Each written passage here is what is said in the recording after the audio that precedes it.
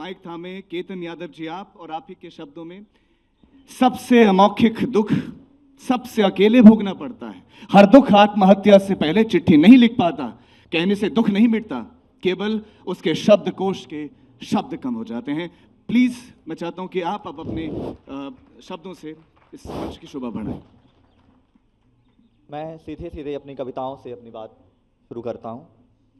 छोटी सी कविता, पहली कविता है। कविता का शीर्षक है आर्त ध्वनि। इतनी जोर से मत बोलो कि बहुत सारी आवाजें दब जाएं। इतनी जोर से मत बोलो कि बहुत सारी आवाजें दब जाएं, बल्कि इतनी जोर से सुनो कि बहुत सारी चुप्पियां बोल उठें।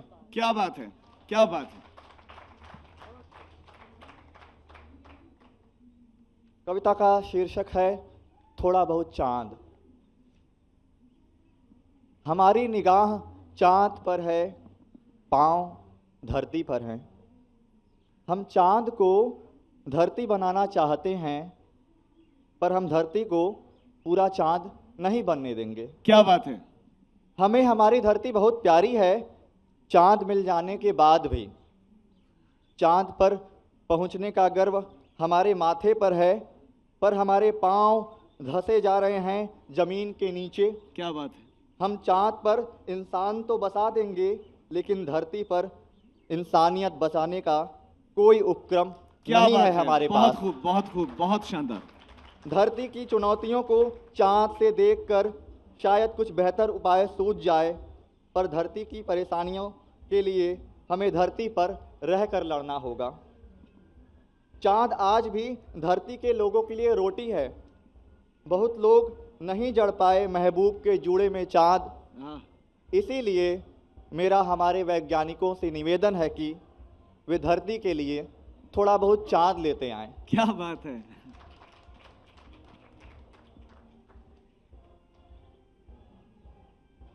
बहुत सारे नए साथी बैठे हैं, तो एक प्रेम कविता। कविता का शीर्षक है बैकअप। स्मृतियां तुम्हारे प्रेम की क्षतिपूर्ति स्वरूप मिली। स्मृतियां तुम्हारे प्रेम की क्षतिपूर्ति स्वरूप मिली, जो तुम्हारे होने का भ्रम बनाए रखती हैं सदा। बांट लेता हूं तुम्हारी अनुपस्थिति फेसबुक इंस्टाग्राम से। हर स्क्रॉल में दिख जाता है हमारा साथ बिखरा पड़ा, रील्स दर रील्स। मोबाइल के कीपैड पहचानते हैं तुम्हारा नाम।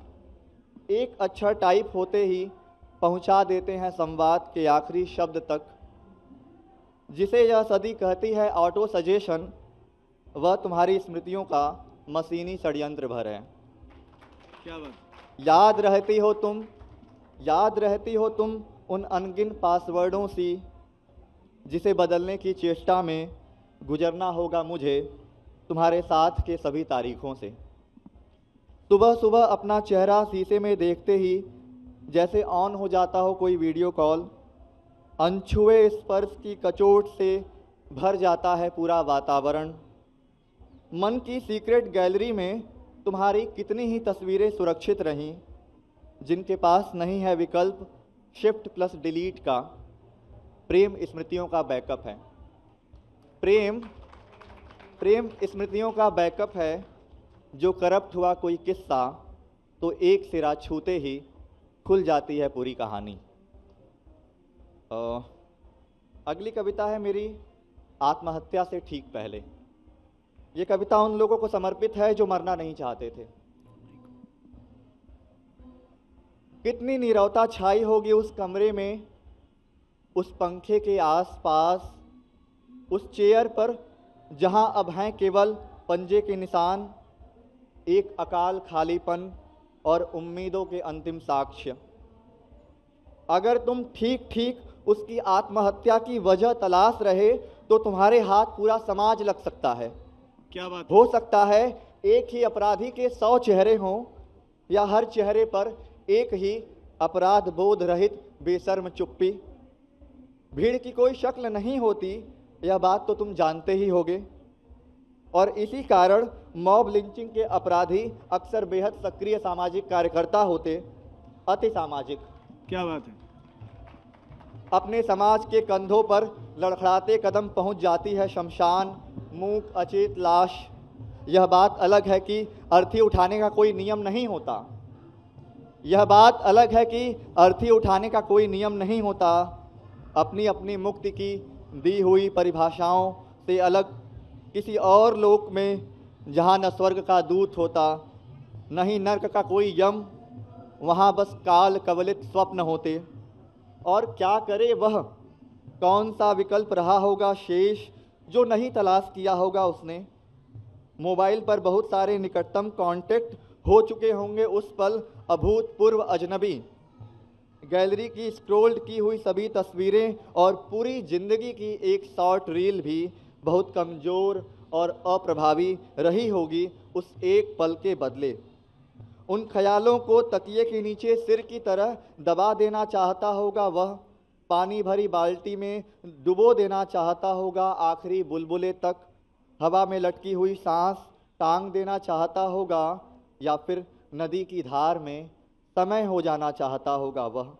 और नहीं तो फिर पी ली होगी उसने जीवन की सारी तिक्तता, जिसके सापेक्ष न कोई अमृत हुआ होगा उस सदेह के लिए। जीवन से उबरने की कोशिशों में पड़ा मन अपनी ही जाल में फंसी मकड़ी है। छटपटाते हुए एक एक खाना टूटता जाता है और एक पल कुछ भी नहीं होता हाथ में थामने के लिए। लड़खड़ाता हुआ आदमी नीचे गिर जाता है। आदमी मकड़ी नहीं हो पाता। वह भी जीने के लिए पैदा हुआ होता, और मुझे पूरा विश्वास है कि हम सबसे ज़्यादा ज़रूरी रही होगी उसके लिए ज़िंदगी। और यह मानता हूँ मैं कि कोई ना कोई एक टाल सकता था उस पल को।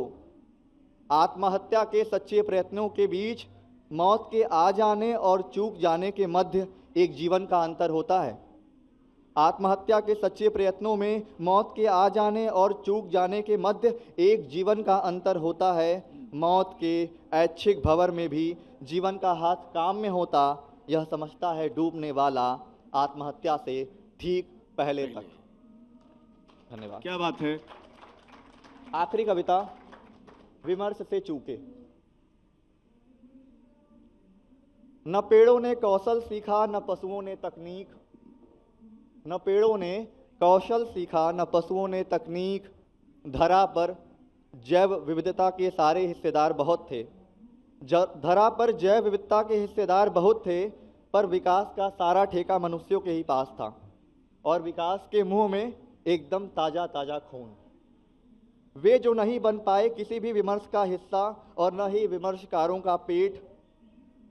जिनके आसन के नीचे दबे हैं कई घरौदे, उनकी बालकनी के बाहर केवल मातम है। जिनका क्रंदन मनुष्य की विलासिता है, रील्स में देखता है अब वह विनाश लीलाओं को। क्या बात है। रील्स में देखता है वह अब विनाश लीलाओं को। न पेड़ और अधिक पेड़ हो पाए, न पशु और अधिक पशु, बस मनुष्य ही और अधिक मनुष्य बनता गया। बस मनुष्य ही और अधिक मनुष्य बनता गया। इतना मनुष्य कि सड़क के कुत्ते और पालतू कुत्ते के बीच अपनी जातियों की तरह अंतर कर लेता है। वे बैल पुनः साण हो चुके हैं आवारा रेस के, जो न खेत के रहे न कोल्हू के। नाक में अनमने कुचे लगाम के खींचने पर वायुवेग से दौड़ते थे जो घोड़े, अब न अश्वमेध के रहे न युद्ध के। जब बछड़ा मर गया अचानक, तो आदमी ने अपनी युक्ति से उसकी खाल में भूसा भर दिया और पिन्हा लिया गाय को भरपूर।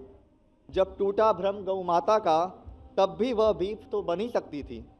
दोहन करने की कला मनुष्य ने माँ की गोद से ही सीख लिया था। बरसों से सिखाया गया जंगल वासियों को वन गीतों में, जंगल इस पृथ्वी के फेफड़े हैं।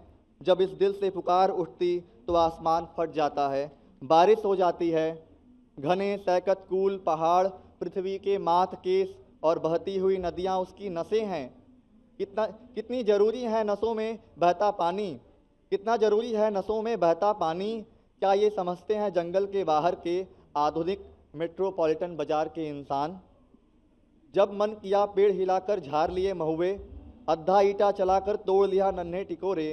बिना सलीके सुकोमल पत्तियों सहित नोच डाले अमरूद, उकताया था मन पेड़ का भी। सोचता है कि काश टांग देता ताड़ की पेड़ की तरह अपना फल थोड़ा और ऊपर, एक दिन जो अगर हो गए सचेत, तुम्हारे षड्यंत्रों के विरुद्ध हो जाए लामबंद, नाखून तेज और टहनियाँ धारदार करके, शाखाओं के घुमाव से बांधने लगे हवा, नदियाँ और समुद्र उड़ेलने लगे जो सारा जल, पहाड़ गोलाबारी के साथ बढ़ने लगे आगे। तुम कह भी नहीं सकोगे उसे कुदरती आपदा, तुम कह भी नहीं सकोगे उसे कुदरती आपदा। बीचों बीच खड़े खड़े मूक दर्शक बने देखोगे उसका नया सौंदर्य। धन्यवाद। तालियां जोरदार होनी चाहिए। प्रकृति के दुश्मन और प्रकृति, उस पर उनकी जो रचना है बड़ी खूबसूरत, बहुत शानदार आपने लिखा। पार्वती तिर्की जी मेरे बिल्कुल बगल में बैठी हुए हैं और एक शेर में एक पहले पढ़ना चाहता हूं कि उम्र को समझने को हुस्न के समझने को एक उम्र चाहिए जाना, हुस्न के समझने को एक उम्र चाहिए जाना, दो घड़ी की चाहत में लड़कियां नहीं खुलती। पार्वती जी, मैं चाहता हूं कि अब आप माइक थामे, लेकिन उससे पहले मैं इनके बारे में बता दूं कि उम्र ज़रूर उनकी कम लग रही है, लेकिन ये इस वक्त हिंदी विभाग में सहायक प्राध्यापक के रूप में कार्यरत हैं, कविताएं लिखती हैं, कहानियां लिखती हैं, और अब वो आगे आपको सुनाएंगे अपनी कविताएं। आप सभी को जोहार। बिल्कुल जी। शब्द, आवाज आ रही है आपकी? शब्द और अर्थ के संतुलन के लिए, देव और भूत के संतुलन के लिए। जब शब्द का अर्थ से संतुलन बिगड़ता है, देव का भूत से संतुलन बिगड़ता है, तो धरती का संतुलन बिगड़ता है। पुरखों ने जब यह संतुलन बिगड़े तो हमें एक रास्ता दिखाया है कि आप संवाद करें। तो मेरी यह बातचीत मनुष्य का जंगल से, जंगल का मनुष्य से संवाद के लिए। कविता का शीर्षक है हुलोपर्या की कहानी। हुलोपर्या हमारी भाषा का एक शब्द है जिसका अर्थ है प्राचीन समय। हुलोपर्या की कहानी दोहराई जाएगी, ऐसा 21वीं सदी के मनुष्य ने कहा और पुरखों की स्मृति में लौट गया। उसके नेत्र ने समुद्र की एक बूंद ढुलकाई जो पृथ्वी को शीतल करने के लिए काफ़ी नहीं थी। स्मृतियों में लौटा वह मनुष्य हुलोपर्या के मनुष्य से मिला। असुर पहाड़ पर लोहा गला रहे थे। लोहार लोहे को रूप देकर औजार बना रहे थे और मनुष्य उस औजार से मेढ़ तैयार कर रहा था। सीढ़ीदार खेतों से हुलोपर्या का पहाड़ सुंदर लग रहा था। धर्मेश ने मनुष्य के हाथों को सुंदर खेत बनाने की कला सौंपी थी। लोहे के फार से जमीन को चीरते हुए मनुष्य जानता था कि लोहे के फार से धरती करती है आहत, सो हर बार खेत कोड़ने से पहले वह धरती से मांगता था माफ़ी। हुलोपर्या का मनुष्य अब भी कच्ची मिट्टी का बना था। अब भी वह हल्का गीला था, हवाओं को अपने शरीर पर महसूस कर रहा था। धरती की शीतलता से हवा कोमल थी। स्मृतियों में लौटा वह मनुष्य आलर की हृदय की कोमलता को महसूस कर रहा था कि अचानक स्मृतियों ने उसे बाहर धकेला। उसने खुद को पाया बगड़ू पहाड़ के सामने। लोहे के एक बड़े औजार ने पहाड़ को बेध डाला था। धरती तप रही थी। धरती के ताप से मनुष्य का शरीर तप रहा था और 21वीं सदी का वह मनुष्य हुलोपर्या की कहानी दोहरा रहा था। देखो, लोहे के ताप से पहाड़ के फूल मुरझा रहे, खरवा नदी सूख रही, अब मछलियाँ आसमान लौट जाएंगी। देखो, सूरज के ताप से पृथ्वी फिर गर्म हो जाएगी। बहुत बढ़िया, क्या बात।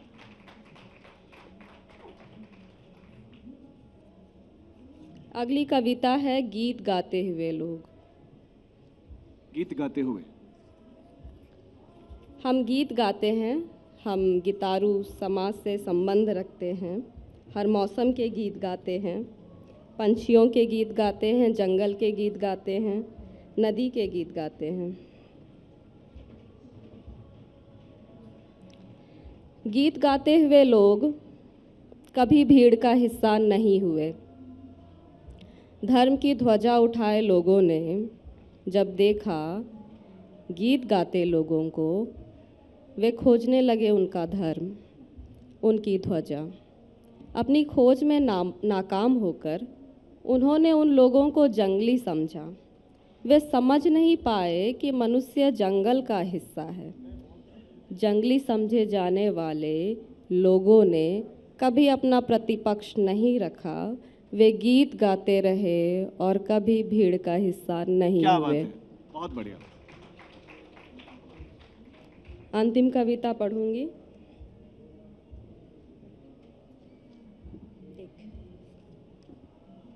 लौटना।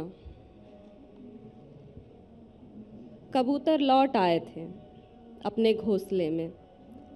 रास्ते की धूल बैठ चुकी थी।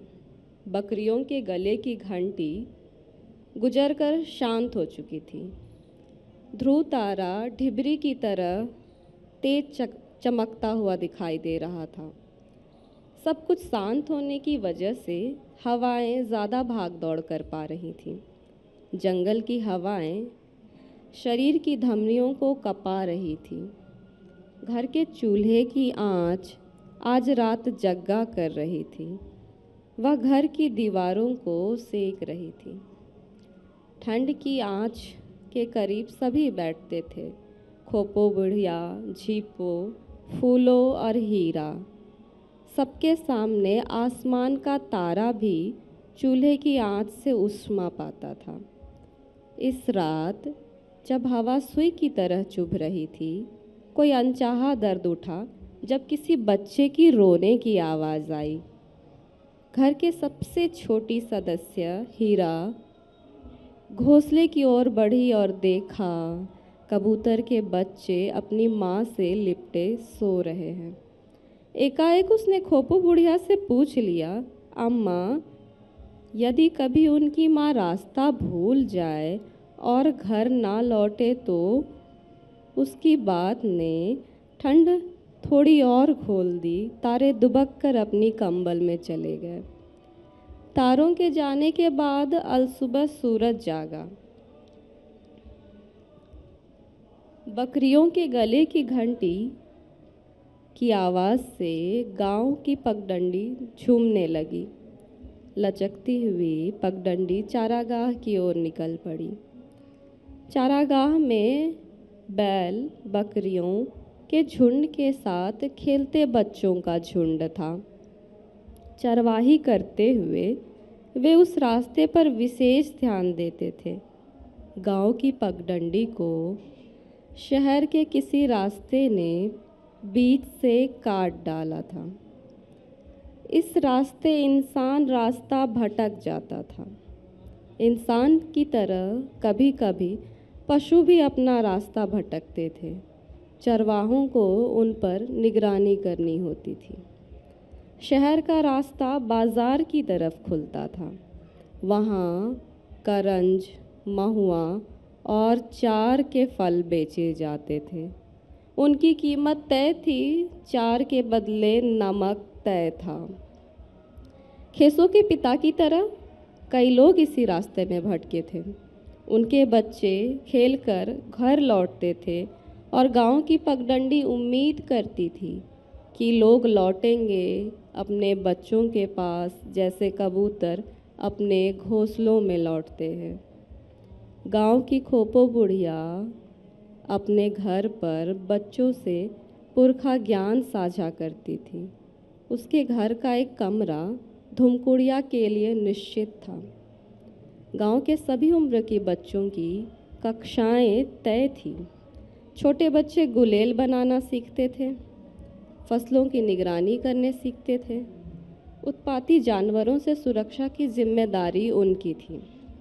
बड़े बच्चे बच्चियां परस्पर मदद सीख रहे थे। गांव में मदैत की परंपरा थी। पुरखैती ज्ञान कहती है, जंगल के निर्माण में देव भूत दोनों का सहयोग है, इसलिए दोनों में संतुलन आवश्यक है। एक शाम धुमकुड़िया में खोपो बुढ़िया ने बच्चों को बताया, संतुलन के बिगड़ने से मनुष्य अपनी राह से भटकता है। शहरी रास्ते का नया भूत जो लोगों के राह भटकाता है। बाजार में महुआ की कीमत तय हो रही है, लेकिन सौदागर बड़ना भूत को महुआ का मोल नहीं चुका सकते। जंगल की गाढ़ी हवा उसके बोए पोखरों से ठंडी है। जंगल में मनुष्य के दखल से पहले जंगल उसका था। मनुष्य ने उसके महुआ की सुरक्षा की संधि की थी। बंडा भूत ने बताए थे महुआ के औषधीय गुण और कहा था, संधि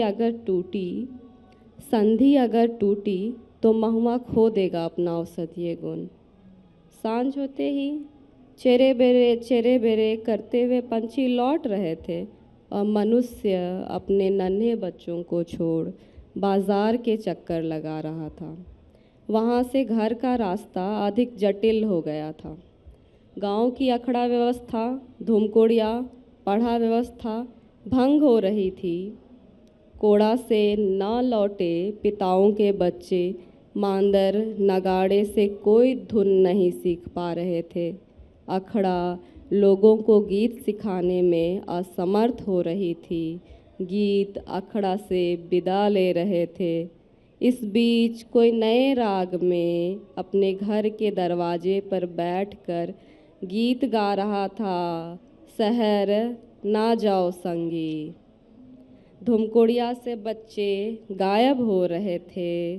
शहर से लौटे लोगों को गांव के सबसे बुजुर्ग से बात करने में असहजता हो रही थी। अपने नवजात बच्चों को देखकर अब कोई भी अपनी भाषा में गीत नहीं गुनगुना पा रहा था।